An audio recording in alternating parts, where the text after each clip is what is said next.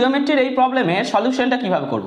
কি দেওয়া আছে প্রবলেমটা? The distance of the point 4,1, দেখো 4,1 বিন্দু থেকে কি বলেছে, একটা সরল রেখা 3x - 4y + 12, এই সরল রেখাটার দূরত্ব কত সেটা নির্ণয় করতে দিয়েছে, তাই না? এবার আমরা কি জানি, ধরো একটা পয়েন্ট যদি হয় x1, y1 এবং একটা সরল রেখা যদি হয় ax + by + c = 0, তাহলে এদের মধ্যবর্তী দূরত্ব যদি d ধরে নিই আমরা, d, তাহলে d সমান আমরা কি লিখতে পারি? d সমান আমরা লিখতে পারি mod a, x এর জায়গায় কি বসিয়ে দিই x1 + b, y এর জায়গায় y1 লিখি + c বাই √a² + b²।